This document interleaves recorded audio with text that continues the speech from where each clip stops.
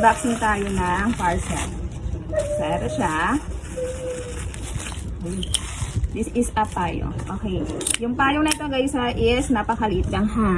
Bali yung sizes niya is kasi laki lang ng cellphone. Ayan. Ay, sa small bag is pwede siya. So, pang isahang tao lang to ha. So, meron tayo dyan choices na yung kanyang pinakalagyanan is cloth. So, meron din tayo dyan yung lagyanan niya hard. Hard yung kanyang pinakalagyanan. So, itong aking sample is cloth siya. So, okay. So, mas mahal yung hard yung pinakalagyanan niya. So, ito siya. So, manual siya mga miha. Ayan. Ayan, manual. Okay, so ang kagandahan kasi dito, ayan. Okay, kasyang-kasya sa, okay, maliit na bag. Ayan siya guys.